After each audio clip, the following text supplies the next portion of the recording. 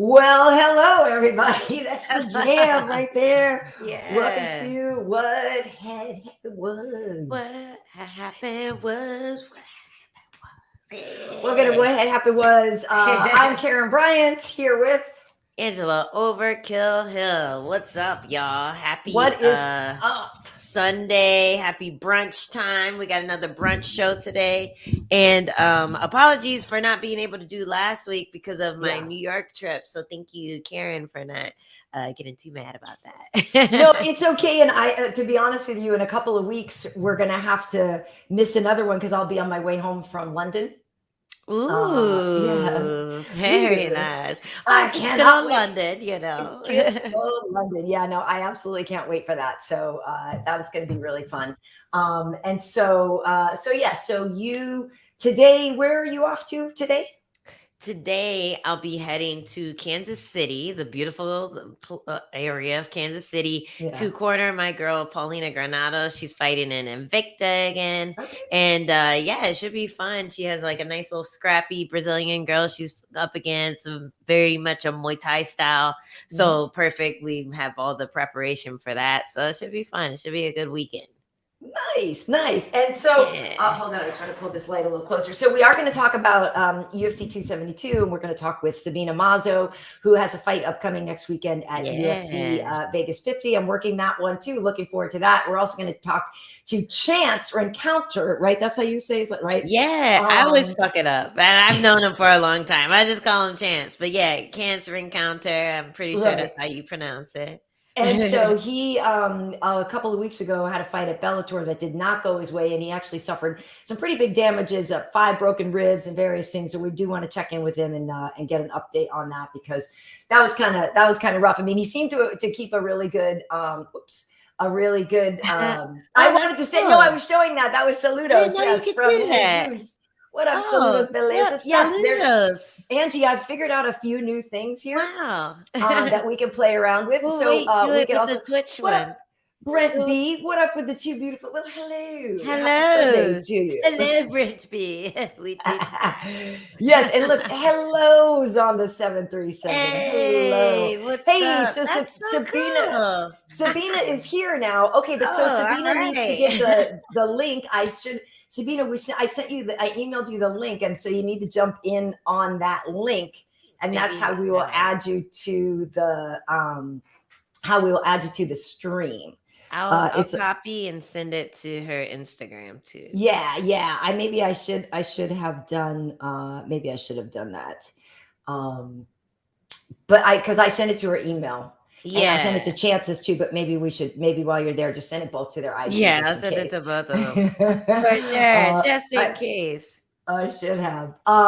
Okay, so while we wait to get her on here, you did a hell of a my bookie ad, Ange. How'd you pull that one together? You and Jess, and who else did you have with Oh you? my God. And Paulina. So Yes, right. Paulina was video hole number one. Jessica was video hole number two. And also Street Jesus. I thought Yes, that was funny. Yeah. it is Street funny. Jesus, Street Jesus. Yeah. So Yes. it was a really fun shoot. I'm surprised that I was able to edit it all together. That took a lot of just time and energy, but it was really fun putting that whole video together and just like getting crazy with the Stephen A. Smith thing too. And Colby has such an easy shtick So to easy. mimic. Yeah, So I don't know. It's just so easy. It's like low hanging fruit, but it's really it fun. is. And I still had that hat from my last Colby my bookie Right. thing. So yeah, It's so check it funny. out. Has Steven ever said anything to you about you mocking him? No, but there was, I think the last time I was on ESPN, they plugged in a video of me doing the impression. So Ouch. it was pretty funny. So I think he knows. I'm on his radar for sure, but hopefully it's in good spirit. He's I was able just to gonna take say, I it with wonder. yeah, hopefully he's able to take it with a sense of humor. I feel like he's the type of guy who knows he's doing an act. Right. So when someone makes fun of his act, if anything, it's like, oh, okay, what is it? Mimicking is a form of flattery, or what is Right. that saying? Imitation Yeah. is the sincerest form of flattery. Thank you, Karyn. Word nerd. Yes, you better Totally. go. You better go ahead. Yeah, well, it's great, and it's funny, and it is just so funny. Like that's the thing is, you're right. If somebody's roasting you and they do a good job, like how are you not going to give it up and stuff like that? And like you said, he Yeah. knows he's doing hot takes just to get views and just for his whole thing anyway. So yeah, you're right. If you don't even mean half the bluster you throw out there, you're just doing it for the sake of the hot take, then you can't get that upset. Yeah, and I'm very roastable. So I feel like when I make fun of someone, they always have the opportunity to make fun of me back. So it's like Right. fair game, fair game. Fair game, fair game. Yeah. All right. Well, so listen. So yeah, hopefully we'll get Sabina on here in a second. But what did you think about the main event? I feel like a lot of us knew going into this fight that it could have played out exactly as it did. And, there was that point where Jorge landed a couple things and he could have pushed forward. He definitely tagged Colby. What was that, third round? I think it was. Excuse me. But, Yeah. it just seemed like Jorge was just didn't have enough, gut energy to really capitalize on that moment. And then when in the fifth round, when Colby did get that takedown, it was like, well, because Jorge still had a chance. He had to knock him out to win, but he still had a chance. But as soon as Colby got that takedown in the fifth, we were all like, well, here we go. Yeah. How mad must have Colby been that Masvidal like dropped him and made him hit the knee? All right. I'm sure he's not happy with that. Yeah, but jokes aside, I thought that was what was gonna happen.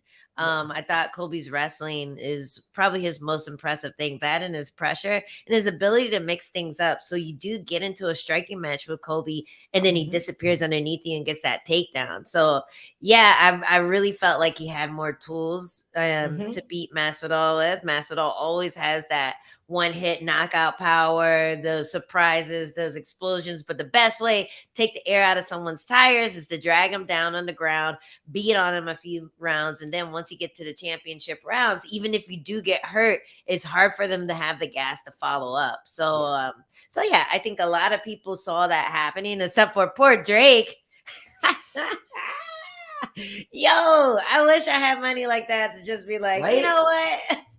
So what was it? He lost $250,000 bet on Jorge. Is that right? Hell yeah, that was more than what Misha Tate made winning Big Brother. He lost 275 grand, I think. Yeah, 275,000. That is insane. Well, I will say too, the one thing that I particularly thought was impressive about Colby was he kind of added a new move where he was sort of in the takedown and he was kind of against the fence and he would pop up and throw some elbows and then go back. I was like, oh, you know what? That was pretty good. Okay. Yeah. The little peekaboo, like, he did a couple of tricky things. Grabbing your legs. Yeah, That's I like right. that. I like that. That's right. Yeah. That was probably I was surprised though that got fight of the night because the fight before it was amazing. RDA and Moicano. Well, listen, Sabina is here and we should add her in because hey, let's go. UFC flyweight, Miss Sabina Mazo. Oh, wait, Sabina, she was there and then I add her and then where'd you go, Sabina? It's all black. There she is. Hello. Hey, how's it going? Now I'm good. And you? Good. Buenos dias. Buenos dias. I like that. Well, we were just starting to talk about Rafael dos Anjos' fight, and I feel like we should bring you in on this one because you guys used to train together on occasion down at King's MMA, and I'm curious what you thought of Rafael's return to lightweight there against a very, very, very game Renato Moicano. It was impressive, really. He was on the right timing since the first round. I was just talking about that fight. He was on point, everything. His striking, the way he took the takedowns, it was just perfectly, it was a melody. I really enjoyed to watch that fight, but it was also amazing to see Moicano, come back after all those punches and all that damage in his eye. Like, in his last round, he showed that, man, he's tough and he can just keep going. So yeah, that was an exciting fight for sure. Yeah, it almost made you want to watch like a 6th and a 7th round, not for the fighter's health, but for our own entertainment, because it was like, wait, the momentum's shifting a little bit. Like, this is crazy. But yeah, that was a classic RDA performance. So really excited about that. But I'm looking forward to a classic Sabina Mazo performance. I love your head kicks. I love your style. I've actually eaten a few when you came down the train with me a couple times. So I'm really excited to see what the game plan is for this fight, and what was anything different that you did to prepare for Marina Maverick Okay, so or Miranda it's been Maverick. Sorry. Miranda, Yeah. it's been a lot of months of training. Like you girls know, I had another opponent, and I was preparing for it. But I'm ready. I'm very excited actually. I'm always seeing all the flyweight fighters. Almost every weekend there's a flyweight fight, so I'm always curious and wanting to fight all of them, honestly. So of course I knew who she was, and it's just an exciting fight for me. And of course for this fight, I did at the beginning of the fight camp here in California. I went down there to San Diego. It was amazing to spar with all the different girls there. And closing up my camp, I went to Connecticut to train with Glover Teixeira. So that was a live experience. Honestly, I feel so good to learn side with him and with all the champions over there. And yeah, make those adjustments, learn from him, from everyone. Also, Poatan is going to fight the same day as me, so it's just getting all that energy, and I'm excited to show like all that new version of me next Saturday. Nice. Well, it's funny, if you look at your Instagram, you can tell that you have a great time in New York, in that area. Of course, Glover is in Connecticut, but like you said, not far from New York. But what kind of things did Glover add to your game? And we know that when he gets people down on the canvas, he can end a fight so fast there. So is that something that you went to specifically kind of learn from Glover, or what kind of things were you there for? Well, I think I went to with an open mind to learn from him because, like you said, he has a lot of experience. He's an amazing fighter, an example of all his work. He's 42. Come on, he's just his mind is just in another level in my perspective. So I wanted to learn different things from him, not only techniques that, yes, for sure, he helped me with adjustments. Him and Poatan and everyone there helped me with adjustments with a different opponent now. But yeah, I think it's getting that, trying to understand how different the fight can be, and like how can you do your best. It doesn't matter who you're gonna fight with, So yeah, I definitely could learn that from him. He was supposed to fight in April, now in June, but he was there for anything, he was training and then he literally stopped the training and helped me, So a lot of details, definitely. And then, like you said, I do want to finish the fight. I feel really comfortable with my jiu-jitsu as well. Nice. There was a fight against two former opponents of yours last night. How did you get to watch that, and what were your thoughts afterwards? I was excited to watch the fight for sure, and I think it was an absolute clean performance from Marina. She did a really good work over there. She seemed very cold-minded and just straightforward plan, and it's great. I think it was a great fight. Of course, I see myself now, and I'm like, man, I could do things so differently, in the past. But it's amazing to see how it's evolving. And MMA and women is just amazing how different they are in each fight. So I was glad for that. It was great to see that performance. Yeah, I'm gonna ask a question on Angie's behalf, because Sabina, everybody that comes on, when Angie, we've been talking about finishing fights and getting the finishes and things like that. And now you just said a moment ago that is something too that obviously Glover is so great at, and maybe you could learn from him. So was there anything, because I mean, we really just don't see as many knockouts for women, right? It just is a thing. So did anything he taught you, or have you kind of come to any understanding as to maybe why we have fewer finishes in the girls' fights and how we can change that?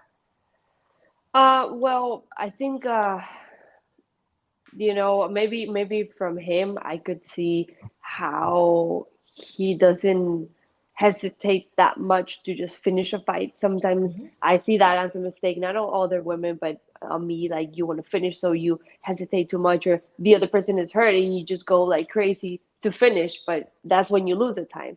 So I could see that cold mindset of him, and I feel that could happen also in our field, like women in fighting. That sometimes we do have the power, we have the technique, and I think a clear example from that is last night, Marina Rodriguez, the 115 fight. That was intense, that's high Yeah. quality technique, but it's so new the sport that I feel the technique is growing so Mhm. with the level so close that it's hard to get those finishes. But it's the idea. I think that's why I train. I want to finish. I want to make those knockouts. So yeah, And get the bonuses too. The bonuses are nice. yeah, Yeah. Yeah, I do think size has a little bit to do with it when it comes to knockouts. But when it comes to the grappling side, Glover does have a lot of insight on that. So is there any trick that you might not use for this fight, but you could pass on to me that Glover has told you to get those for sure. finishes down there? Yeah, For sure, tell Phil. me. Do I'll have tell. to go down to San Diego because Yeah. it's a seminar of good tricks. So Yes, yeah, I can't Nice. wait. I can't Nice. wait. Well, when we love Glover too, like when he won that show after he won, both of us are like tearing, like I Yes. literally goosebumps just thinking about it because it's such a great story of of triumph and of just sticking with something. It's incredible. So that does make me wonder, like how. At what point are you in your career right now, Sabina? Because I can't remember. You've had what, like 7 UFC fights now? it will be my seventh fight. Yeah, right, right. Nice. And so, but how much, earlier did you start? Obviously, you were an LFA champ, but like how far into the fight game are you? Yeah, well, one of the things I can say about what I learned a lot from Glover is he shared a little bit of his story, about him, and he's been in the game for a while, and that made me realize about like what you're saying. I'm not in the sport that long, Yeah. but I'm fighting for it. I already crossed. I already did 6 fights in the UFC. Before that, LFA. So it's been a journey that it hasn't been that long, but I'm getting there. And I feel Yeah. like it's kind of the beginning of my career. I'll be 25 this month, Oh my God. so. I think this T-shirt is 25 years old. Oh my God. My underwear is 25 years old. No. Oh my Good God. for you, Sabina. That's Yes. fantastic. Holy crap! And your birthday's actually coming up in a couple of days, isn't it? It is, yes, yes. March Oh, 25th. So I'm nice. gonna get that victory and then celebrate. But coming back, I really feel it's the beginning. I feel like now I'm learning. I feel like I'm starting to understand MMA, honestly, with you. It's because it's so complex, this game, that you're always like learning and learning and learning. So yeah, I Yeah. feel it's just the beginning, and I really feel like refreshed with everything, with going to Connecticut, and I loved it out there. Yeah. That's awesome. Nice. And I would just say, like, as a young fighter, ask as many questions as Yeah. possible because I've learned more from my peers and fellow fighters than I have from coaches. And it's just because people find ways to make things work for them. Like you're saying, there's so much chaos and MMA is so complicated that it could be just a little thing, like just pinch your elbow like that. And they won't wiggle out of stuff, or Yeah. just like, turn your punch a little down instead of just over, and then you're gonna start landing that knockout shot behind the ear, like little tiny tricks and of the trade. Some stuff will work for you, some stuff won't, but you have so much time to land. That's amazing. I didn't even realize you were only 25. I was thinking like you have this like very mature, like old soul, like I don't know, like thing Yeah, about you. Like everyone says you that, look but 25. Like don't get Right. me wrong, you look 25, but like you're very mature for a mid-20s young lady. I was not thank like you, thank you you. Yeah, at 25. but I think both of you have a lot of experience, and because you both are always watching fights, Yeah. commenting, or related to that. You have this show that you're always talking Yeah. about fights. And like you said, you learn a lot from that, also from Mhm. fighting or, training. But you really have to analyze. And what you two girls are doing is just Mhm. expanding in yourself to understand what it is in this game. So, yeah, Yeah. I feel I feel that I want to do that one day too, to start to Yeah. analyze it a bit Cool. more in different aspects. So yeah, Nice. So you're Nice. saying next Nice. time I go out of town, Karen can call you Yes, and you you'll can call exactly. me. co-host? It says, You can call what's me. happening? ¿Qué pasó? ¿Qué pasó con Karen and Sabina? We can make it in Spanish version for Yes. sure. Oh man, that'd be What was it? So it'd amazing. be like, ¿qué había pasado? Or something like, what Yeah. had happened? Yes, ¿Qué había yes, you got pasado? it. Yeah, yeah. Porque. Just call it porque. Porque. Yeah, I used to, it's funny because I learned Spanish a long, long time ago. Before Portuguese, so like the two things kind of go hand in hand, and I kind of cross over with them. But I think also, Angie, part of the thing about her being so young and us not realizing it is that some of the other girls come out and they're like, I'm 22 and I'm going to be the first 22-year-old champ, or I'm 21 and I'm going to this, and you, Sabina, have just been more quiet about your approach to the game. And I think it's really cool when people put these aspirations out there, but it also, there's something to be said too about just being quiet and working your way up, and almost not being under the radar, because you want to be on the radar, but like not making such a bold statement to set yourself up for failure or whatever if it doesn't work out. And I feel sometimes when people set these really high aspirations that don't work out, I wonder how much that's really going to affect their mentality, because who is going to be champ at 22? That's really hard.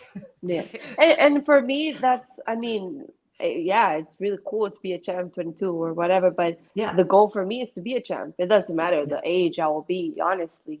Like we have the example of Lover. It doesn't really matter for me, and my statement is gonna be in the octagon. It's gonna be Yeah. with my fights, my knockouts, my performances. It doesn't matter the age or whatever. Of course, yes, I'm young, but I have injuries too. I feel old. My body doesn't feel that young anymore. But you already were a champ at LFA too, so that is cool. You actually did do that, Yeah, yeah. But Yeah, one day UFC, that's the goal. yeah, set the Yeah. goals high. Yeah. I always believe in setting the highest goal for yourself, and then the stuff that you go get along the way, that'll be impressive because your big goal is so high. Like you don't want to just be like, oh, I would just fight for money, like Right. like No, no you got to one. aspire to something. Yeah, you have to aspire to something. So that's really cool. Big lots of luck to you this weekend. But is there anything about Miranda that you're worried about going into this fight, or are you just looking to do you and work on your new tricks that you've learned? I don't underestimate anyone. She has her great things. She's a great fighter, strong fighter, good jiu-jitsu background as well. So, it's one of the things I actually feel is going to be important is not only focus on what I want to do, but utilize the things that she's going to present as well. Because it's not a selfish sport. You got someone in front of you that wants to kill you as well. So Mm. I do want to, use her weapons to my favor. And that way, after that, I can, play with it. But you got someone else in front of you. So, yeah, I think she's a great fighter, and I want to fight her. It's been since I saw her first time, I was like, yeah, she's in the list too. I want to fight her. You got a Nice, list nice. too? Yeah. That's Hit awesome. I love it. Angie's got a list at home, right? I got so many lists. I got lists of how to finish people now. Like that's my new list. But Yeah. I also have like lots of lists of rematches of new opponents. Like it goes on. So that's really cool. I can relate to that. So you did sample a bantamweight fight. I'm curious what you took away from that experience. Is that something you might revisit in the future? Like why did you try that one out, and how'd you feel? So I wanted to try it out just because I feel like I'm big one in 125. I wanted to take the chance to see how my body felt. I did change a lot of my trainings towards it. I wanted to be stronger. But for me, it's not worth it right now. Actually, the weight cuts has been like a little bit better experience for me lately. Going down to 125, I feel like with the help of the UFC, PI, I feel healthier in making this weight. I feel like I'm not just killing myself to make weight like other experiences that I have had in the past, even the LFA days, it was savage, you know. So, Yeah. but you know, I'm not close to possibilities, you know, in the future. But for now, I feel really good in 125. I love the way how I move and I feel and I fight in that division. And I have a lot of work to do in that. You know, I have to climb up again and get in the rankings. So that's not my plan right now to move Yeah. to that division. It has to be a really big opportunity or something in the future. But for now, no. And how tall are you? Uh, I'm 5'9". I think. Hey, I'm 5'9". You feel taller I than think I'm that. five. I feel like you're taller than that. Well, no, and that's why I'm asking, because I'm 5'8", Yeah. and I think you are, you know, you and I are, yeah, the same height, if not, you're a little taller than me. And, you know, I would love to be 125 pounds, and I can relate to, like, that's hard. Because that's hard at that height. It's hard. It is. It is. Well, you But look healthy right now, though. Like Yeah, your you face look doesn't great. look super drawn Yep. out. And a lot of times when people have nasty weight cuts, you see it like 2 weeks Yeah. before they have to I know. actually cut water. Like you see they look like an I extra on the know. road or Yeah. No. I think I was a little bit like that and like not eating for 2 weeks almost. It was crazy, Mm. but Hmm. it's getting better. It's getting better. And of course, I'm not gonna say it's gonna be easy. It's not. It's Right. never easy. But I feel like I'm learning on my body and trying to make it the healthiest way possible. So Mhm. yes, I'm tall for the division, but again, I'm trying to do it the best way as I Mhm. can. Shoot me over that diet plan. No, I'm kidding. Ha Half an avocado, 10 glasses of water, go to bed, right? You also have to train Oh my like God. 2 or 3 times a day. So Times a day. I love my jump rope, but I don't do it 2 and 3 times a day. But I'll at least definitely go for a while. Hey. But yeah. So in the for outside of training and stuff though, Sabina, like, what do you like to do for fun? What do you are you a gamer? Because we're on Twitch right now as well. Like, what do you do when Yeah. you're not training? So I do love to walk, and that was one of the things in Connecticut. It was so cold there that you Uh, wanted to go back right away to your house, you know. So, but yeah, I have the beach around here, so I love walking. I love, you know, going to different places to look for coffee. That's a passion I have. Actually, I have like a coffee shirt right oh. Oh, here. nice. Well, you and Glover must have Yeah. hit it off on that too, because he loves coffee. Yes, yes. I love to explore places like that and just go around. But I don't know. I'm a pretty chill person. I don't like games, honestly. No, I like just to walk and do whatever. But yeah, read. Walk and beat people up. That sounds Beat like a people's good. asses. Yes. Hey, do you think there would ever be like what's the do you go home to Colombia much? Like, what's the MMA scene like there? Do you foresee it growing? Is it what's it like? So it's been actually 3.5 years that I don't go. I really miss home. It's been Mm, a while because Yeah. of first it was fights and then the pandemic and then I yeah. have fight again, so I'm not going. Mm. But it's growing. The MMA scene is growing a lot. You see every time like shows, small shows, because that's the problem. I think a lot of people wants to fight and everything, but there's no promotions, there's no Mhm. opportunities for people to fight. But yes, I'm impressed actually. I want to go there and see because I see a lot of girls wanting to fight, Mm. kickboxing or you know even in jiu-jitsu. There's more and more gyms. So I'm excited for that. You know, it's a really Yeah. new sport for Colombia. I'm one of the first ones, and that's Mm. nothing. You know, like Mhm. what I can say, 10 years of MMA. Wow.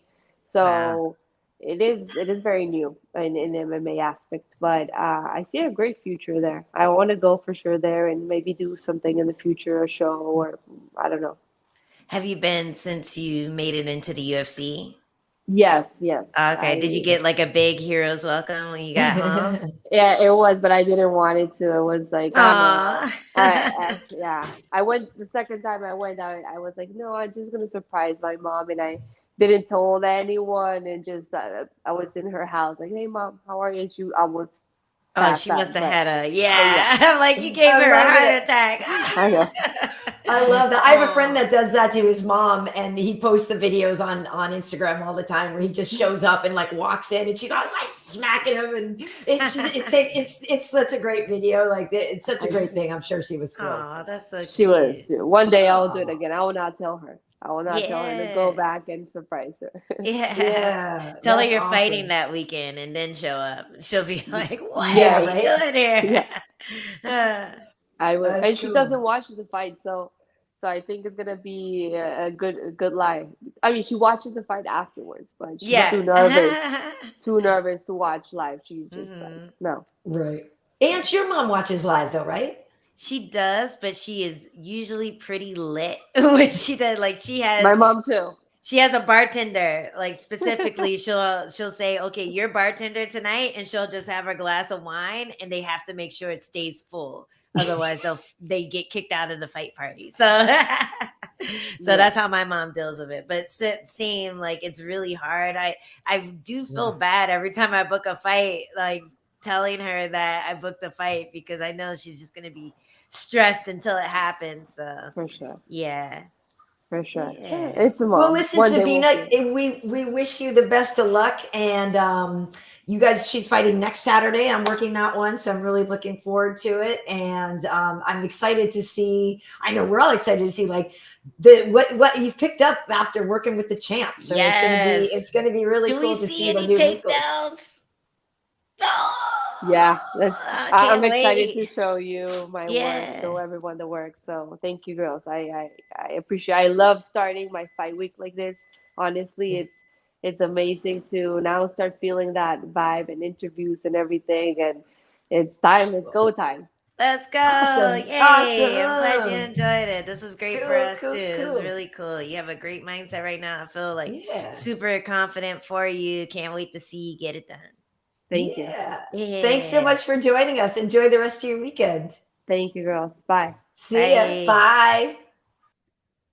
I mean, she's so cool. Girl. And you know what? She's like so, I think the thing that makes me so surprised that she's that young, she's so humble.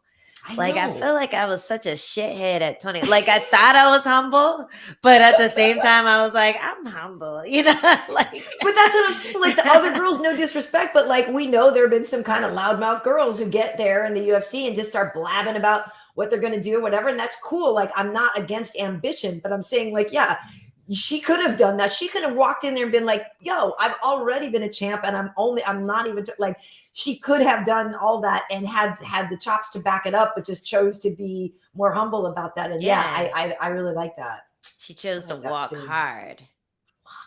She's not gonna talk hard. She's gonna walk hard. Right. You know. And you know, I got to train with her a couple of times in the past, and she's very technical. She's very controlled and sparring. And I always feel like that has something to do with that mindset too. Like she's not trying to prove something by like, you know, knocking out the other girls in the gym with head kicks and shit. Like she's actually like placing stuff and working on technique and improving. So I always, even when someone is coming off of a loss, when someone is like that in the gym, I know that they're fixing the mistakes instead of ignoring them and acting like they didn't happen and just trying to talk themselves up for the next one. And then the same mistake keeps happening. You know what I mean? So I am excited for her future because like, damn, I didn't realize she's only 25, so much time to improve. She already has a base set of skills that are super impressive for the amount of time she's been training. So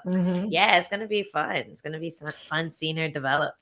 It is. And I'm just thinking though, because like I said, I would like to weigh 125 pounds. That's hard though. I mean, that's cool. That's cool for her to know. Sabina weighs 125 for like 2 seconds. For 2 seconds, I know. She's like, that's on the scale, and then like, give me my water, you know, like. yeah.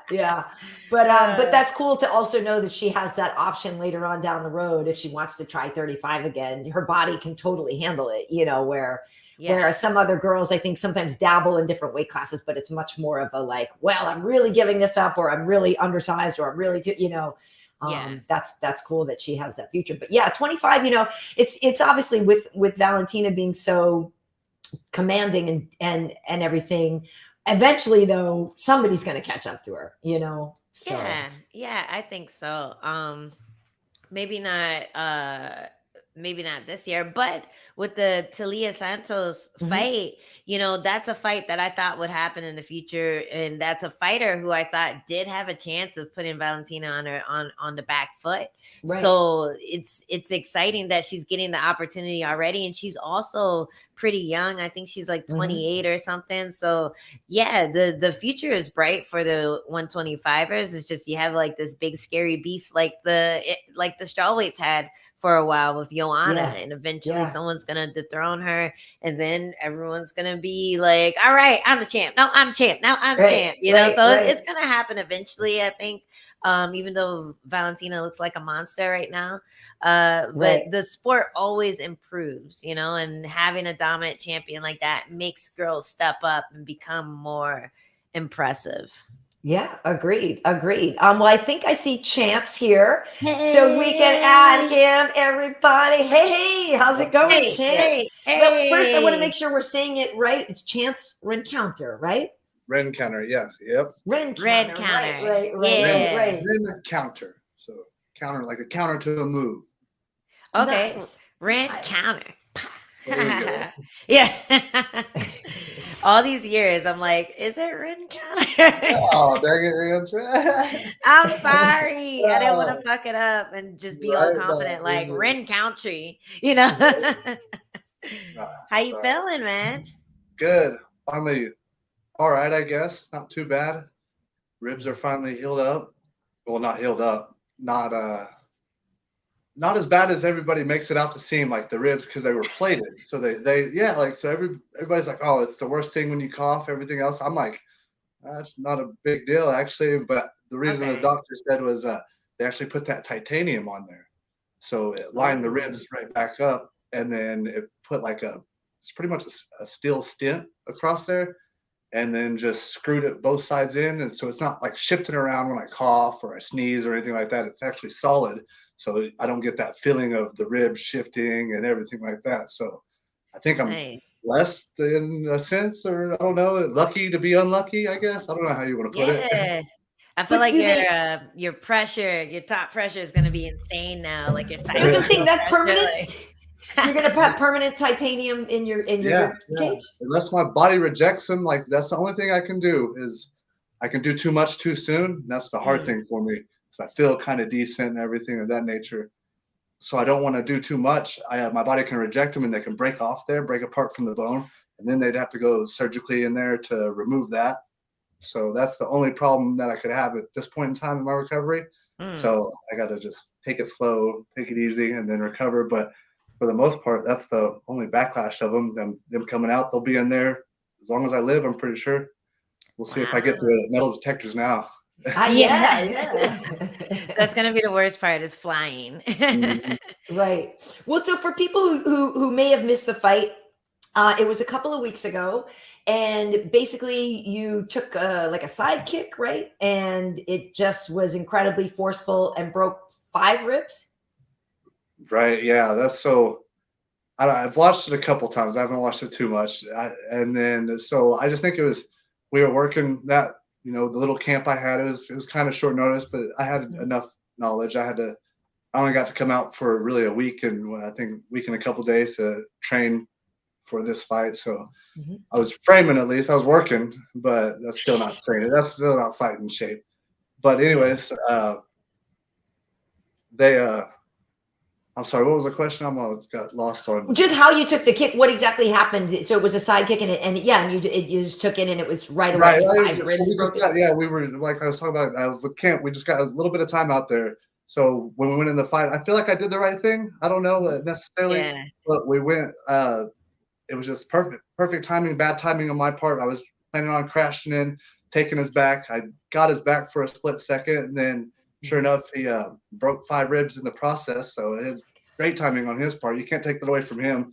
Just It was so hard to watch because like I saw you get the body lock and I'm like, he let go. Why would you let go for a liver shot? It's like, oh no, actually his bones detached and they're poking in to the liver. It's so nasty. But I think the coolest part, I mean, it's not cool. Obviously, like it would be better if you got to take down and smashed him and had this big debut back in the Bellator. But the coolest part was the response that you got from just being yourself, being a tough motherfucker. And like, there's been so many people who like roll their ankle and then they get carried out of the cage, or like they're like limping and really selling it up. And you just like sucked it up. You were holding your ribs a little bit, but you walked yourself out of the arena. And I think that's what most people left that fight feeling. They're just like, man, this guy is tough as nails. That was the most like heartwarming thing. Like I was just, doing me. I didn't expect anything from this, but everybody was reaching out and they're like, oh, you're really tough. And I'm like, I just got up. It hurt. I'm not gonna lie. But I just got up. I was like, all right, I'm not gonna lay there on the canvas. I don't know. It's always the things you always get up. Maybe it comes from sports. I wouldn't say it's like I'm tougher than anybody else or anything of that nature, but it has been a crazy response from everybody and just all the people reaching out to me. It's been nuts. It sucks that it had to happen that way, but you take it as you can. And I definitely don't want to rely on like that's the attribute of my MMA career is being tough by any means, but but it's a good thing to have as well. So I'm not going to complain too much. Sorry. No, I was just going to say. So go ahead.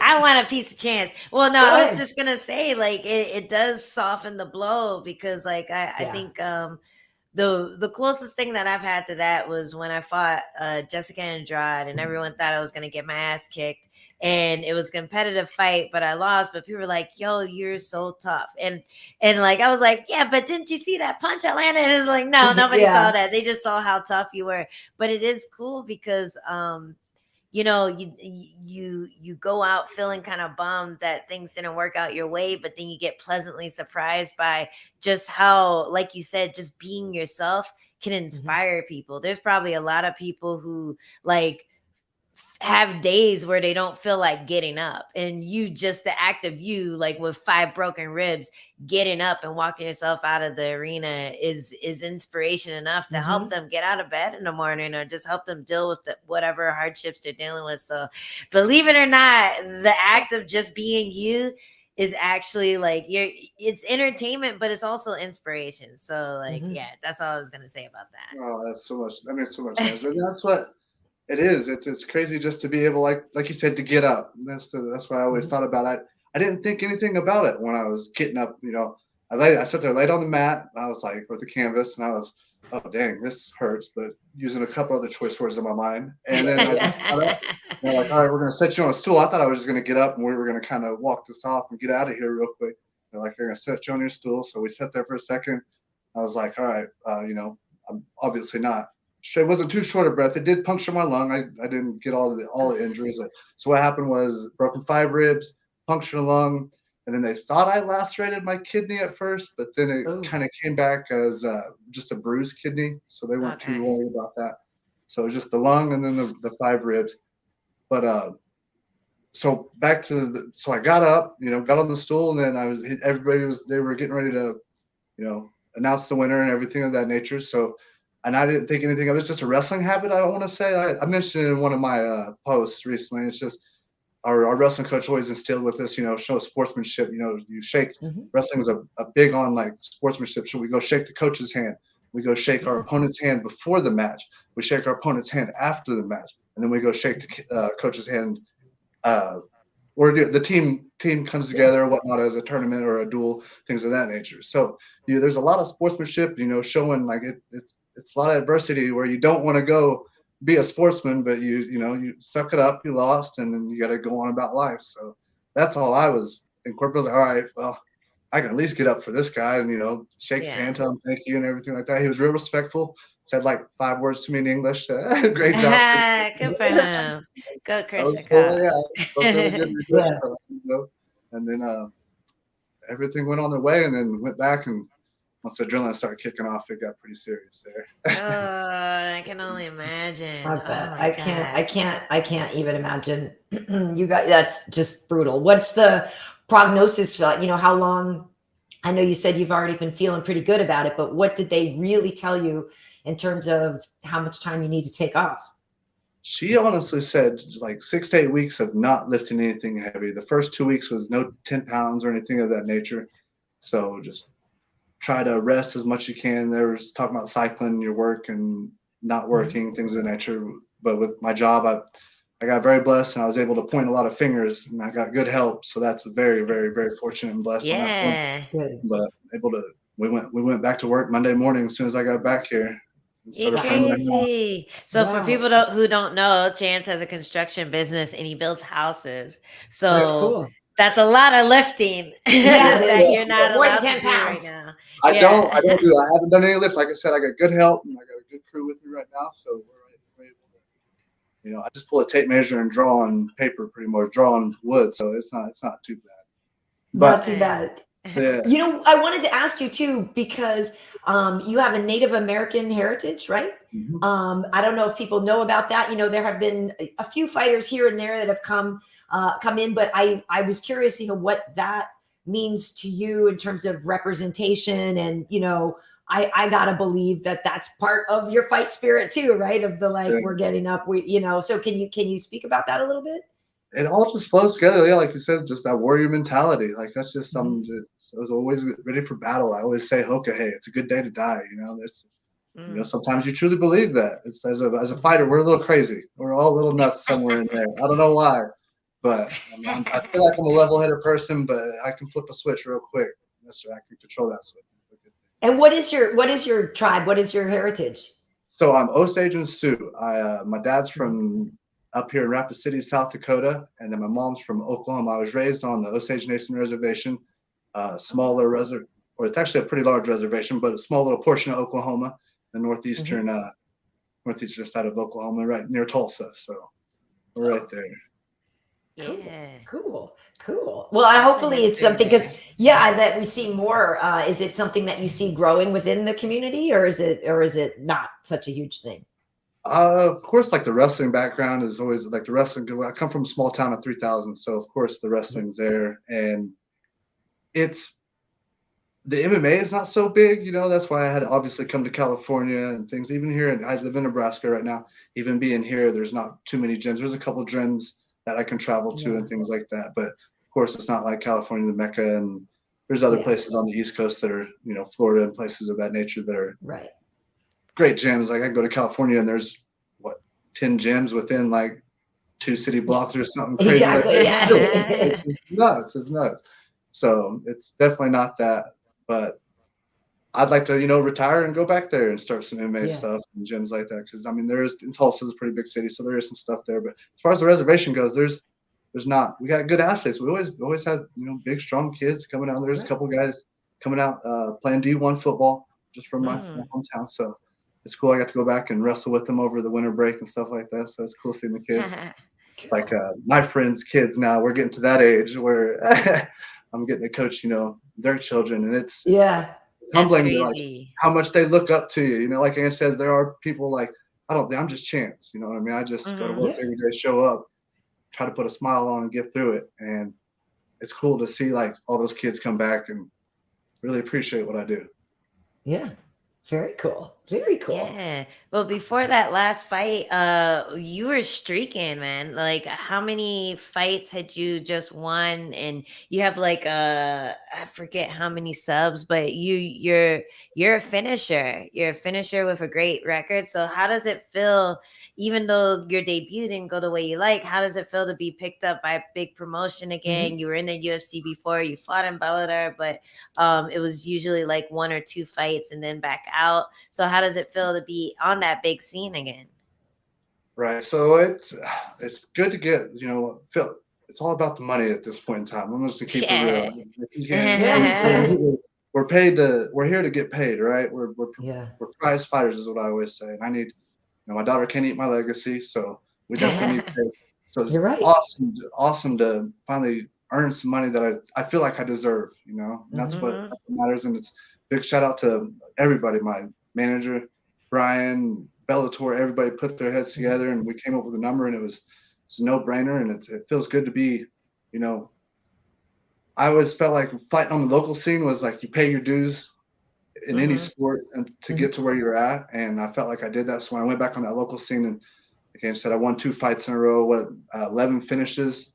I learned in the Bellator one, I got 7 first-round finishes, I believe, or something like that. So, I mean, I might wrestle, but at least I'm out there to fight and finish you for darn sure. I never wanted to be the lay and pray. My style is not the most exciting by any means, but hopefully I can train full-time now again. That's what it is. It's like we're professional athlete, and I'm having to struggle, working a full-time job and start my own company to afford to come out and hang out in California for a little bit. So, but it's all turning ahead. And then like I said, just the hard work and the perseverance, it's paying off, so I don't want to deter that away from it by any means, but it's been real. So you definitely paid your dues, man. You definitely have. And it's good to see you finally get snatched up. It was only a matter of time, I felt like, but sometimes the time can be too long, like you said, and you have to move on. So I'm happy that you're as a fighter, we're always sitting there like, all right, it's got to come. And then it comes out of nowhere. I feel like it's happened twice. I got called up to the UFC and then this call with Bellator. And it's just like, man, when you don't expect it, it hits you, and then you got to take the opportunity and run. It's one of the opportunity things. I'm always a big believer on, you got to run with them when you get them, because you never know when they're going to come around in life. That's right. Well, and the cool thing is too, now, not like you didn't before, but now I feel like when you do return to the cage, there's all that goodwill that you got after this fight. People are going to be even more invested to see your fight after this and see your comeback. I mean, I'm not going to lie. If as an opponent, I'd be like, bro has titanium ribs. Is that fair? I'm not that's going to be interesting. If that becomes a thing that people worry about, or that you become immune to kicks over there now in the future. But it's going to be really interesting to see what happens on your next fight. Oh, thank you. And it'll be exciting. I'll have a full camp. Hopefully everything will, I'm signed with Bellator for another fight. So hopefully they give me a good opponent, and I feel like I can crack the top 10 and make a run in Bellator. I really do. And they're willing to pay me the right amount of dollar signs. I'm ready to get in there and scrap anybody. I don't give a shit. Well, I mean, we can tell you got the F-bomb. You're good. I know, right? You guys were dropping pretty bad earlier. All over the, he's like, my daughter's watching. I can't be like a heathen. My sister hates it when I cuss. Sorry, because I used to drop the F-bomb a lot on the mic. Lexus made me clean that up. Sure. Oh, good for you. Such a good guy. Yeah. Well, listen, thank you for joining us. I just really, it was great to to check in with you and hear that you're on the mend and everything, because that was, as an observer, it looked pretty brutal, and you're taking it like a real champ. So the pictures were The pictures were awful. That was. I don't look at them. God. Foot went in your rib, the pictures are bad. Yeah. So, but like I said, I'm okay. They mended them back together in 6 to 8 weeks, and I can start moving around. I think I'm allowed to jog and everything at that point. So. Nice. We're definitely on the right road. When do you get to get kicked in the ribs again? Is there a timeline on that? I would have flashbacks for a minute. No, I'm sorry. No, Angie, I'm sorry. Anytime somebody starts spinning on me, I'm gonna be running away. Yo, you're gonna smack him in the head. Get out of here. Teep him up the butt. Sweet move of spinning something underneath. Kick the bottom leg. Like that Mortal Kombat move. Yes. I know what the move was called, but I can explain it kind of. There you go. All the Twitch viewers are like, that's what's up. Yeah, right? It's cool. Awesome. Well, I'm glad that you were able to do this with us, and I know Ange was all concerned about her stablemate. So it's nice to see that you're doing well and healing up. Thank you guys. Thank you guys for having me. I appreciate it. Me and Ange were talking about this. Sorry, I had to, like, if I beat this Russian, Ange, you got to get me on the show. Yeah, we're on the show, but for the wrong reasons. But I'm still excited to be here. Thank you guys. I appreciate everything. If you acted like a little punk in there and like rolled around and had to get stretched out, I probably wouldn't have invited you. But it was such an inspirational way of picking yourself up after that tough thing that I had to get you on. So thanks for having the time for us. No problem. Thank you guys. All right. Enjoy the rest of your weekend. Yes, ma'am. You guys have a good day. See you. Bye. Bye, girl. Oh, nice guy. It's funny because I kind of remember now, like meeting him a long time ago, I think. Okay. Or like covering one of his fights backstage or something. Yeah. And then, like you said, like people kind of are in and they're out and stuff like that. But, I got to look back and see because I feel like I have talked to him a long time ago. Oh, I'm sure. His last fight, I think, was against Lyman Good. In the UFC. Yeah. But let me just pull up. He's fought a handful of guys. But that's amazing that have titanium inside you and stuff like that now. Like that's there's a few people who do. Oh, he fought your boy Bilal. That was his first fight in the UFC. And then he beat Cal Stewart and Ismail Narurdiev, who I think is Nurdiev. You're Nurdiev. Yeah. I think I met him on the Bilal fight. Maybe then it was. Okay. Yeah. But like he's there's a lot of fighters who have that. Like Dom has a little titanium in his arm now. So I'm like, ooh, those punches are gonna be stiff. Anyone who has that horrible shin break injury, like Chris Weidman, I feel like if you give it enough time to heal, those kicks are gonna hurt. You know what I mean? So I always feel like it is kind of cheating, but the process of getting it kind of outweighs why you would want that advantage. Like you're not gonna break your arm just to like get titanium in your right. It means something really awful happened. Yeah, something really awful happened. If anything, you're gonna hesitate before you try to do that thing again. So I think Dom's was like a spinning back fist, and I will be very surprised if I see him throw one of those again, just because it's like one of those freak injuries that scare you from doing it again. Yeah. But yeah, I bet Chance is a really good wrestler and he's a really good grappler. So I was just imagining, like, man, someone like in side control on top of you with titanium ribs would suck. Like it would suck so much, as grinding the air out of you, grinding on your ribs. Like that would be horrible. Imagine Glover with titanium chest. Oh my God. Or that guy who fought last night, Spivak. Imagine some big old guy like that. With that, I guess you wouldn't even feel it though, because he has a lot of blubber protecting it. But it's good. It's athletic blubber. He's one of those like crazy athletic big heavyweights, So that would be cool.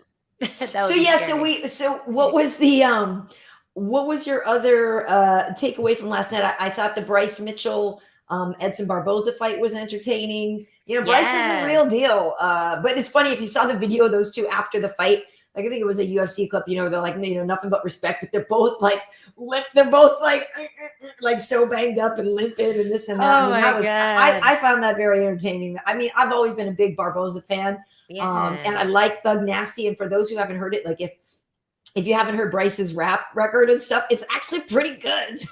Oh man, I don't think I've heard it yet. I've heard like clips. I've heard clips. Oh, actually, no, we listened. We played it one time.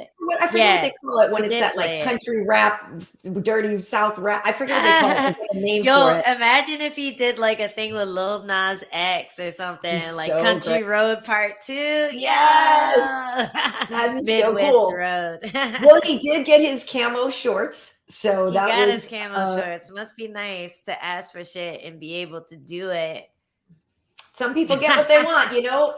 Queen people, Boudica Radiant saying that fight was amazing. that So fight yeah, she was thought that amazing. it was. Yeah. It really was. It really was. It was very telling of his future, Yeah. because to shut down someone like that at that point in your career, he still was pretty much unproven to that point. Like he shut down people who were of his experience level, but no one who is a veteran like Barboza, no one who has so many like dangerous skills or whatever. So that was really impressive. And you have to think that he's going to be fighting for a title like maybe in the next like 3 or 4 fights, especially if he keeps up this momentum.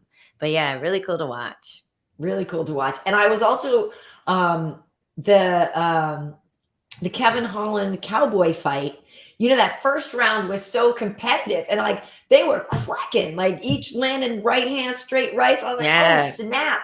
But then in that second round, like, I don't know what happened. Kevin just came out, was like, yeah, nah, we're done now. Yeah, I'm sick of this. Like, you're messing around. But you know what? I do think Oliveira, he slows down. Like he has like a big first round, and then people start to figure him out. They start to figure out that rhythm. And if he isn't able to finish, then a lot of times that's happened. So he has been on a bit of a skid, but this was a really smart fight to take for Kevin Holland, busting into that welterweight division. And, you know, I do think it's going to be hard for people to take him down at that weight class. I think he's a big guy. He's strong. He was always kind of skinny at 185, you know, and he looked so small versus Vettori, like so friggin' small. So so it's cool to see him in a weight class that looks more fitting, where he actually looks like the big guy. He can use that long reach, he can use like his kicks and everything, and he can get funky with the takedowns and stuff. Like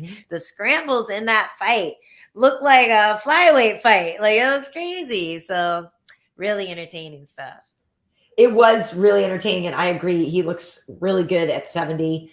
He was small for 85. Like, it's, you know, it's just that he's got a lot of belief in himself, right? So it's like you couldn't tell him he was small for 85, even if he knew it. You couldn't tell him that. You know what I mean? Right? That's like our running joke right now with me. I'll always like, I'll look at someone my size and I'll be like, damn, she's really small. And everyone's like, she's your size. What are you talking about? I'm like, damn, that girl's really small. Like, no wonder I beat it. No, you're the same size. Like, chill out, Holt. Right. You know, like, that's and I am the opposite. I see big people and I'm like, I'm massive. And then you tell me, you're like, no, you're not. I'm like, yeah, no, I'm huge. No, we both think that we're big, but like, I think of it as a positive thing. I think of it as a negative. I'm like, I'm massive. Yeah, we gotta switch. I'm the one who's convinced that, like, even if the number in my pants is a small number, I'm like, no, they totally mismarked this pair. Yeah, these are like way bigger than this. I mean, if you go to Old Navy though, they do that shit. Like, I'm like, this ain't a small, like that extra small is hanging off of me. Like, I'm not.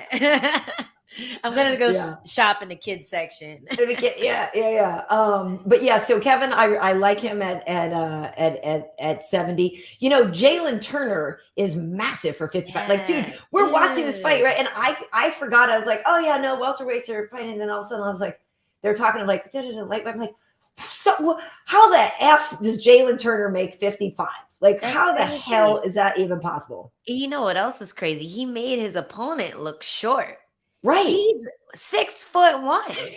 That's what the tail of the tape said. Malarkey was 6'1", and he looked like the short guy at 155. He did. He looked like a little stocky dude. Yeah, I'm like, oh, this makes sense. He's Ross is his coach, like a little stocky dude, training a stocky dude.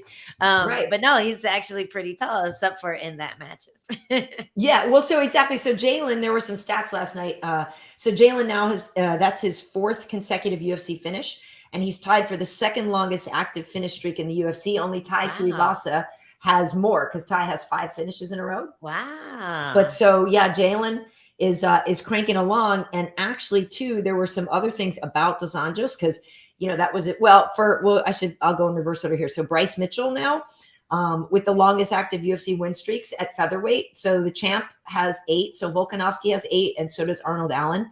But then Bryce now has 6, and he beat Alex Caceres now for the longest active win streak. So he's in third position, you know, second most, but third position or whatever, since there's a tie.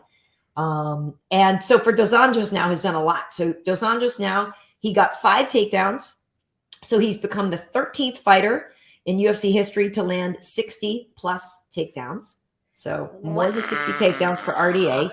When it comes to wins, you don't even think of him as a wrestler, too. That's the crazy part. He's not like a lay and pray guy. He's right, just because he got out wrestled by down. people. Yeah.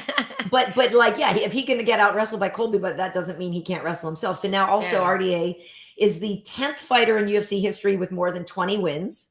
So good for him on that. Nice. And so significant strikes. He landed 7 significant strikes. He now is the 7th fighter in UFC history to land more than 1,500 significant strikes. Damn. And so I've been an RDA fan. I really like him. And I think we talked about this before. Like RDA is one of those guys where a lot of new people came into watching MMA because of Conor and all like, so they only knew RDA post Conor trash talk type thing and like never looked back to see what a legend that dude is. Yeah, no, he was the first person that I looked at and I was like, oh, maybe I should start wrestling, you know, because he uses it effectively. He's not boring with it, you know, like if anything, he'll just throw people over and hit him and then get back up. And no, I'm actually lying. The very first person that inspired me was Chidi and I'm going to mess it up. Chidi and Njokuani.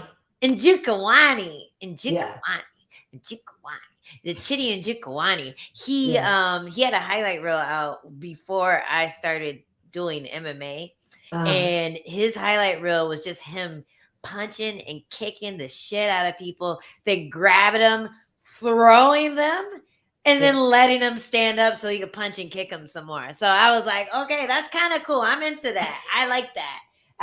But RDA does the same thing. So it's really cool to see him go back to that vintage version of himself. Like the year off, I guess, must have helped. He was able to heal out, able to recalibrate. And he looked like a monster last night.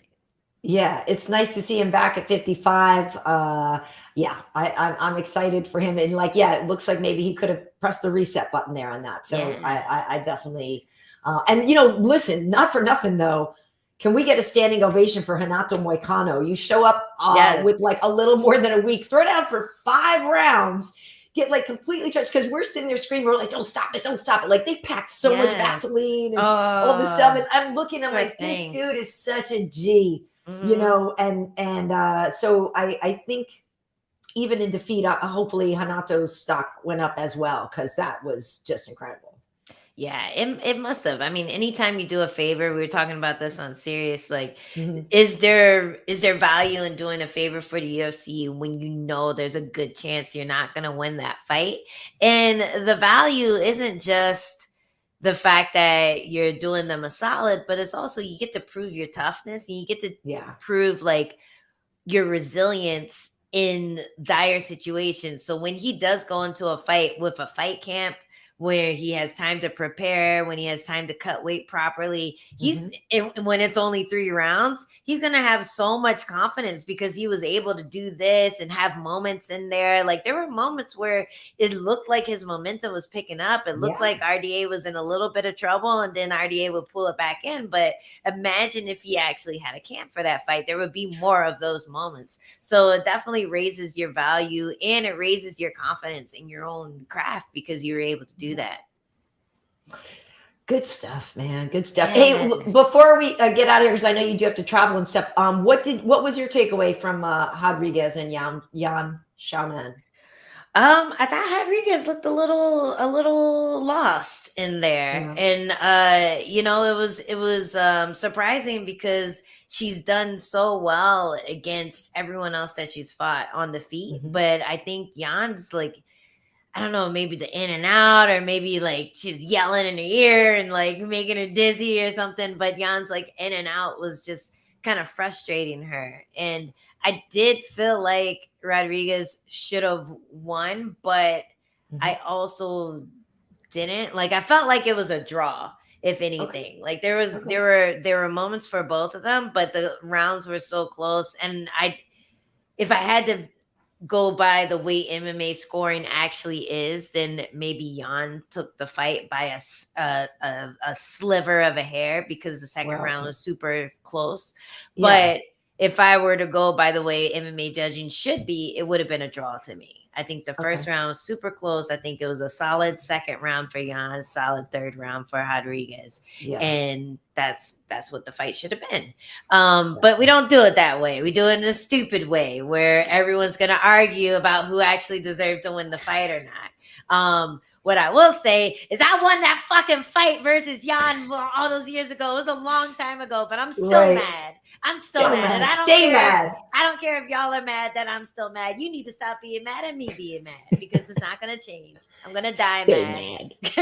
Stay mad. Stay mad. Yeah, that fight, I got over to my friend's house at like kind of right in the middle of that one. So I picked up on the second round. And to me, it just seemed like a competitive fight, but I couldn't really comment on, at the end who won or whatever. Jan looked pretty bummed that she didn't win. And she definitely looked like, she felt good about it, but it just seemed like competitive to me. So I was curious, your take on it. And I think it's really just how you interpret that first round. Hey, stay mad. That's what I'm stay mad. I'm gonna stay mad till I die. Yeah. The first round was the most back and forth. But Rodriguez kept falling over, and I don't think she was getting hit or rocked, but it looks bad in the judge's eyes. And I think that's what people picked up on that first round is that Jan seemed to be more in control of the pace of the fight. I think the punch count was pretty even, but Jan took that round. I think, wait, who took the second round again? Now I forget. You said Marina took the second one, I think, or maybe, I don't know. Yeah. Yeah. we gotta go back to the tape. Anyway, I think it was a close fight. It was competitive. I think it should have been a draw. Gotcha. But I am happy Marina won because I think she's the most compelling matchup for whoever wins Esparza versus Rose, because Jan just got demolished by Esparza. So when it comes to storylines, I wouldn't be excited to see Jan versus the winner as opposed to Rodriguez. Right. So I ain't mad at that. I'm mad at the other thing, but I ain't mad at that. Right. So when is your fight again? When is your fight with Jandiroba? My fight versus Virna Jandiroba is May 18th or 19th or something like that. I got a minute. Yeah, I wasn't sure. I couldn't remember. I'm still drinking. I'm still partying, but I'm training. Don't worry, guys. I'm training, working on stuff. Working on. Well, the cool thing is when you go tonight, when you go to the Invicta, there's a bunch of girls to roll with and stuff. So obviously you go and you can still put in a lot of work, even though you're on the road. Well, they're all in fight camp, so I probably won't get too much training in. There won't be, you don't know. I guess. I feel like there's always ancillary people around too, though. You know what I mean, to work with, or you get some looks in. But it depends on who's there. Like I don't know. Girls are weird, man. Girls are weird. We're not all chummy like the guys are sometimes, but the guys are weird too. They are weird. But speaking of chummy, I can't get enough of Darren Till and Khamzat Chimaev together. Like, I want them to have a sitcom together. I want to just follow those two around all day long. It's hilarious to me. They're so cute. And Darren Till put that human side to Chimaev that I think I didn't really get the chance to see. Like whenever you have these like I'm gonna smash kind of guys, they all are just Khabibs. Like that is the image that you have when you think of this stamp person. Them out. It's like Khabib 1, Khabib 2, Khabib 3, Khabib with hair, Khabib with white hat, Khabib in this weight class, Khabib welterweight, Khabib lightweight, Khabib heavyweight, Khabib Exactly. So like now Chimaev actually seems more of his own person because you get to see him interact with this other guy that he's buddies with who has a very vibrant personality, who's very open about like who he is as a person. So it's cool to see that. Like it's humanizing Chimaev, and he's not just a destroyer of fucking the world. He's also like, this humble guy that enjoys training and enjoys like, having a knock with his buddies. So it's cool. With his mates. Yeah, I really like I'm I think we've said this before. Just I love that Darren did that. Like I love that he just took a hard look and was like, "Yo, I gotta wrestle," because he just keeps losing because of wrestling.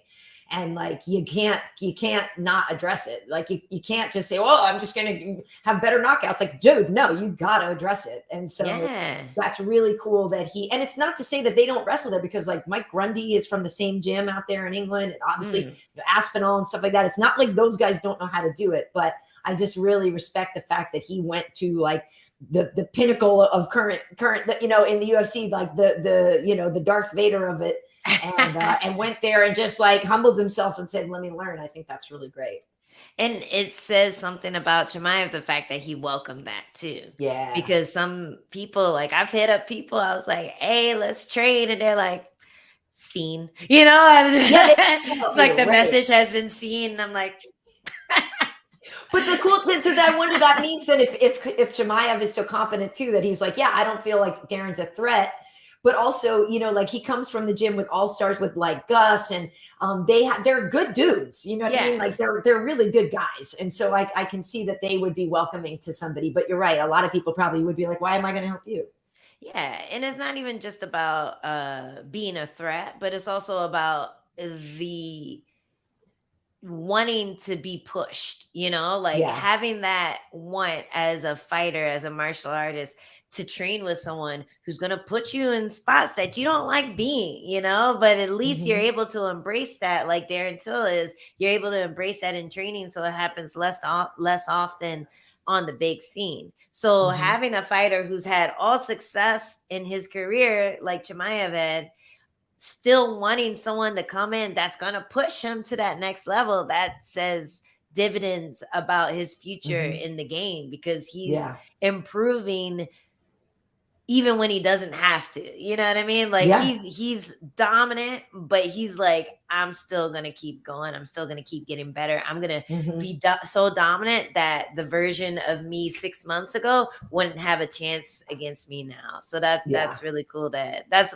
what I see when I see someone who has a lot of street cred and a lot of hype behind him, and who is dominant, still welcoming in outsiders and welcoming in people who can push him in different areas. Yeah.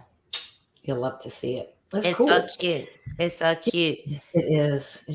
We got a free cane in the comments, and that is just like her. I saw your post and I thought it was really cool. And like, dude, like I don't have any kids, so I can't speak on it, but I legit know my mom would kill a bunch of motherfuckers. She would run them over with her truck. She would bury them. She would have people to hide the evidence. Like, there is nothing that would stop my mom. There was one time, I don't know if she's in the comments, but there was one time where I didn't answer my phone. I had been in New York for like 2 years in college. So this first time I've been away from home. And I was in New York I've been living there for 2 years. And my mom called me in the morning and I didn't answer my phone. I think I was just like hungover or something, or my phone was dead. Right. My phone died. That's what happened. And so I didn't answer my phone. What happened was my phone died. But somebody rang the doorbell, and I was like, oh, hey, it was one of my friends from school. And I was like, oh, hey, what are you doing here? And he's like, your mom called me and about 10 other people to make sure you were okay. And I'm like, what? And it wasn't even that late. Like, it was probably like 10 a.m. or something. But I guess my mom had called at 8 a.m.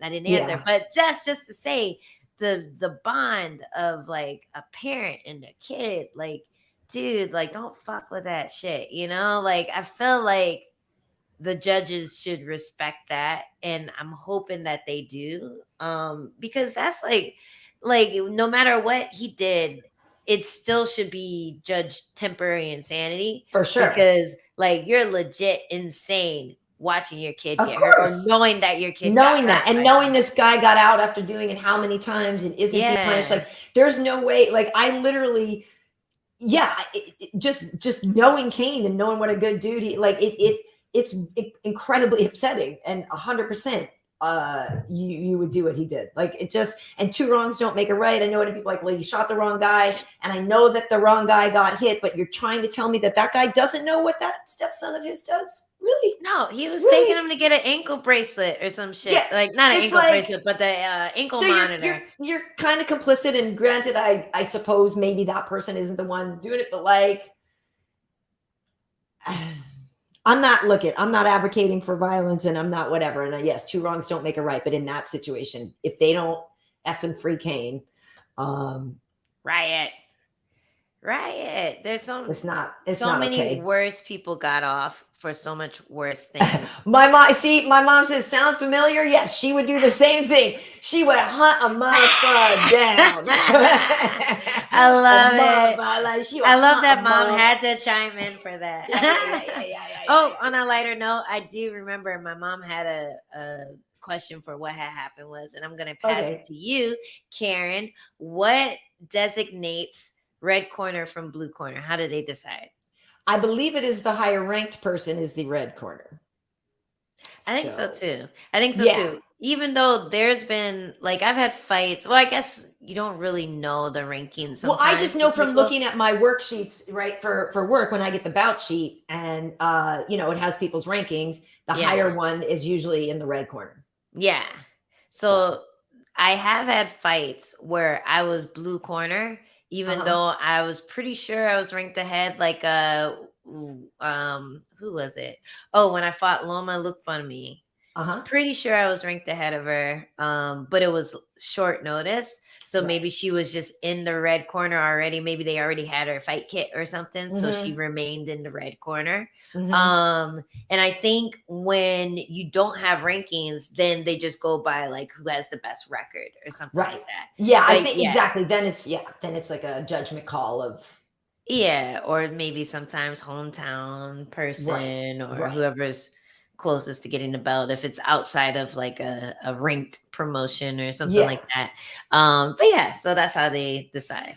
Well, and also a way to tell too is when you after the event, if you were to go back, when I highlight who won, a lot of time there are more red corner wins. You know what I mean? It just betting favorites. Yeah, too. Exactly. So at the end of the day, when I look, a lot of the time, let's say if there's 14 fights, like I'm not going to lie, a lot of the time it's 10 red, 4 blue corner or something like that. Like, or I think like you said, I think if they're not ranked, I think the favorite is the red corner, then maybe, you know what I mean? There is some kind of attribution that they give, but So red corner is the boss and blue corner is the challenger. Whoever you think is the challenger there. Yeah, but I could grab one of my bout sheets left over, but that's usually what it looks like to me. So I don't know if there's any questions here. Some people are just a lot of people on Kane's side here. Not a surprise at all. But so I'm working this weekend in Vegas, and I'm heading off to London. Cannot wait. Yeah, so exciting. Yeah, it is. So the next 2 weeks are gonna be good. Nice and busy, like how I like it, and it's gonna be some great fights too. So do some cool videos, take lots of selfies next to cool things in London. Hang out with Molly, I know my girl Molly. That's from a couple years ago. Like I have this picture of me and Molly and Pete, the editor, Pete who does the stuff on BT Sports and stuff. He's such a nice guy. And we just were hanging out in the bar. Like they were so great. I remember talking to Molly for such a long time. I was like, I love this girl. She's fucking dope. And I almost went out to train with her for this fight camp, but we had like a family emergency. So I wasn't able to go out. But hopefully next time I could go out there, just because like she seems fun. Like you want to train with people who are fun. Like she definitely pushed me, but she also seems like she would have fun doing it, and I would have fun being pushed by her as well. Right. And vice versa. She seems like a down chick. Like she wouldn't get pissed off at you for punching her too hard. You know what I mean? Like you like having that energy in the gym, and like that's like the best energy. So that's why I was really excited about training with her. But hopefully next camp I'll be able to come out there, have a little London adventure, and Yeah, that Scouser, get that Scouser energy with Patty Yes, and the her. Scouser energy Yeah. is so fun. Like, I don't know what you're saying, but I like it. Yeah. It's cool. It's cool. All right. Well, so this Tuesday on Tuesday Night Festivities, I think Hanato and I are going to have my boy Gegard on with us. Yeah, after his fight, I'm like, dude, will you Mr. do Sassy. will you wake up in the middle of the night? And he said, yeah, now that his fight is over, he can do it. He was going to do it before the fight. So that's Tuesday, 10 Eastern, 7 Pacific over on my Instagram. We'll have the champ over there after he just, he beat Mr. Van Zant in about, I forget how many seconds they said. It was like 58 or something like that. It didn't take long. No disrespect. Austin is a very good fighter. Gegard is just better. He is. And there was like this guy who posted a picture saying, "You're telling me this is an MMA couple? They suck," with him and Paige. And like, fuck off. Like, I would talk shit about Paige back in the day, but it was mostly because like we were in the same boat and I wanted to fight her. But like, she's a good fighter. Like, they're cool. Leave them alone. Let them do their thing. Like, let people live, man. I know. People get mad at them. I'm not mad at them at all. No, they're doing their thing. They're mad at them because they're popular. It's like when you know a band before they make it on the radio, and then you're like, oh, they're sellouts now. Like that. I feel like those are the type of people that like venomously do not like them, but they're fine. They're not doing anything to hurt the world. No, they're fine. Just a couple young kids in love. Okay, so the takeaways from today are that you and I both have clothing and underwear older than Sabina. Right. That Chance is now going to be titanium infused. He's gonna smash the shit out of people downstairs. Yeah, it's gonna be cool. It's gonna be cool. All right. Well, so on social media, Angie, where can everybody find you? You can find me at Instagram at Angie Overkill, Twitter at Angie Overkill, TikTok at Overkill Hill, and Sirius Radio every Wednesday between what is the time? 9 and 11 Pacific. So that's what time is that? 1 to 3? Well, 9 would be 12 on the East Coast. Okay. So math. I'm like, oh, and just real quick, congrats to my boys Wilson Hayes and Damon Wilson at Cage Warriors, as well as Justin Berry, a few other guys, Devin Goodell, Jamie Lynch, a bunch of people that I knew fought at Cage Warriors on in San Diego on Friday. And it was a really fun night. It was a great promotion. They did it like in a semi-outdoor arena. And it was dope. Go check it out on Fight Pass. I got to commentate. And like there was one point where Wilson Hayes was fighting, and he's like a really good friend of mine. And I'm literally pushing Josh Palmer out of his seat because I'm just freaking out. Like, so stressed out. Wilson needs to grab the leg and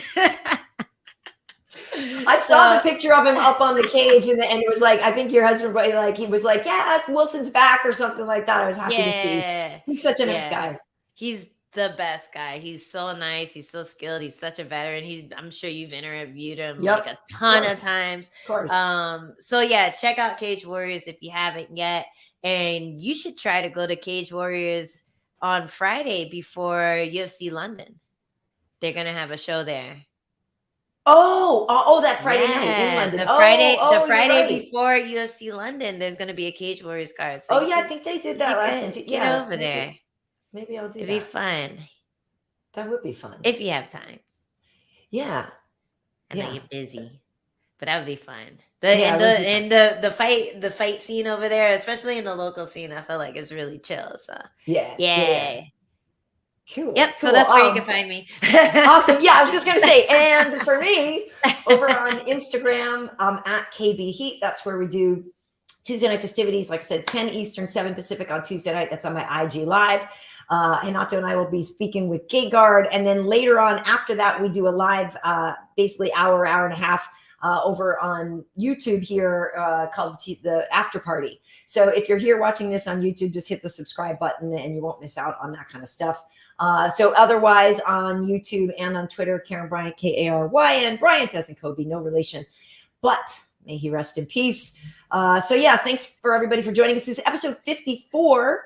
We are also on Spotify, Apple Podcasts, and iHeartRadio. And we've had some great guests, so you can go back and listen to, previous episodes and stuff. And and tell your friends about us, right? Tell your friends, like, comment, subscribe, and tune in next week.